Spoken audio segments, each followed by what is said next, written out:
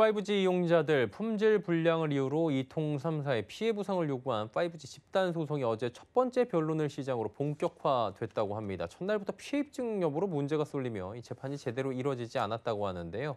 자, 문제가 어디에 있었는지 그리고 양측의 입장은 어땠는지 경제산업부 윤다혜 기자와 함께 짚어보도록 하겠습니다. 윤 기자 나와 있습니까? 네, 나와 있습니다. 예. 이통 3사 대상으로 5G 집단 소송 첫 번째 재판이 열렸는데 어땠습니까, 지금? 네, 한마디로 허무하게 끝난 재판이었습니다. 이번 재판은 5G 가입자 측이 지난 4월 SK텔레콤을 상대로 5G 요금제로 낸 모든 통신비에 위자료 50만 원씩을 청구하는 소송을 내며 이뤄졌습니다. 어제가 5G 이용자 237명이 낸 부당이득 반환 청구 소송 첫 변론이었는데요. 이동통신 3사를 대상으로 제기된 5G 집단 소송 중 처음 열린 재판으로 주목을 받았지만 재판 요건도 못 갖춰서 10분도 채 걸리지 않았습니다. 재판이 10분이면 정말 빨리 끝나고 금방 끝났다라고밖에 안 보이는데 이렇게까지 돼버린 이유가 어디 있습니까?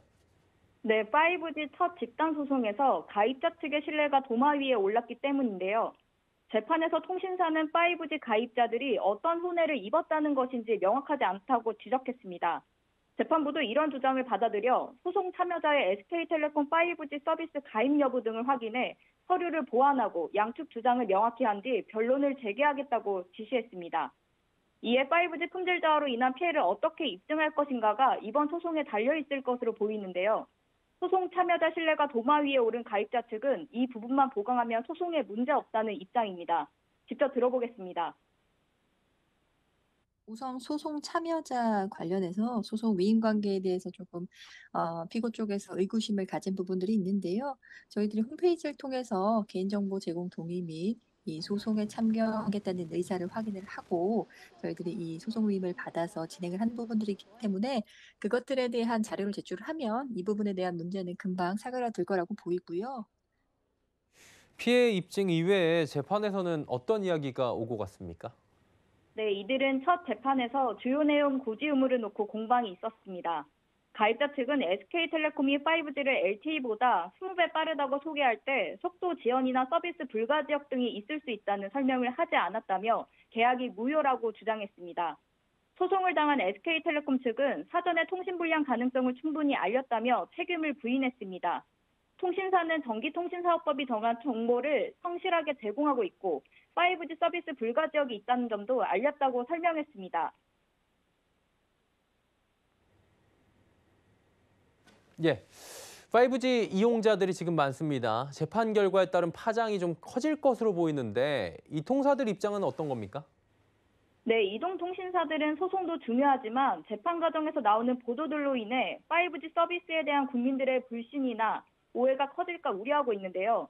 아까 말씀드렸다시피 이번 재판은 10분 정도밖에 되지 않았지만 통신사는 당초 구축 계획보다 3배 이상 빠른 속도로 대규모 투자를 진행해 오고 있다는 점을 강조하기도 했습니다. 통신사에 따르면 새로운 세대의 이동통신 서비스는 전국망 구축에 최소 3년 이상 소요되며 특히 5G는 기존 LTE 대비 고주파 대역을 이용함에 따라 더 많은 투자와 시간이 소요됩니다. 통신 3사는 지난 2년간 17조 9천억 원의 대규모 투자를 집행했으며 이는 2017년에서 2018년 대비 149.3% 증가했고 금액으로는 10조 8천억 원 증가한 수치입니다. 자, 이번 지금 재판이 5G 관련 첫 번째 집단 소송이어서 관심이 집중되고 있는데요. 좀 이른 감이 없긴 한데 이 결과를 예측을 해볼 수 있을까요? 네, 이제 1차 변론이 끝난 상태라서 이 소송이 어떻게 흘러갈지 미지수이지만 내년까지 장기화가 이뤄질 것으로 보이는데요. 사실 통합 품질로 소송을 이긴 사례는 없는 것으로 전해지기 때문에 통신사가 패소할 것으로 예상하는 시각이 많지는 않습니다. 하지만 소송을 제기한 가입자 측은 5G는 기존 통신 서비스와 달리 이 점을 크게 광고했기 때문에 다르다는 입장인데요. 이하나 변호사 얘기 들어보겠습니다. 이 5G 서비스 같은 경우에는 뭐 국가적으로 그리고 이동통신사에서도 굉장히 대대적으로 큰 광고를 했었었던 부분들이 있습니다.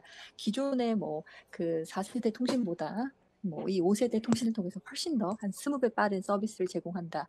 그리고 뭐 연결 기기 수나 속도 면에서 상당한 이점이 있다라고 광고가 됐는데 그에 부합되는 서비스가 전혀 제공되지 못했습니다. 윤 기자, 이번에 10분 정도밖에 재판이 진행되지 않았기 때문에 다음 재판을 주목할 수밖에 없게 됐는데 언제로 예정돼 있습니까? 네, 다음 재판은 다음 달 26일에 진행됩니다. 세림이 다음 달 8일까지 내용 보강 후 이뤄지는데요. 소송은 SK텔레콤 상대로 먼저 시작했으며 KT, LG U+도 순차적으로 진행될 예정입니다. 현재 KT, LG U+ 소송건 관련해 320여 명의 소송인이 모집된 상태이며 아직 재판 기일은 정해지지 않은 상태입니다. 또 세림뿐 아니라 법무법인 주원에서도 이동통신 3사를 상대로 소장을 접수한 상태라서 5G 품질 관련한 줄소송이 이어질 것으로 보입니다. 예, 5G 집단 소송 관련된 이야기 나눠봤습니다. 경제산업부 윤다혜 기자와 함께했습니다. 고맙습니다. 네, 감사합니다.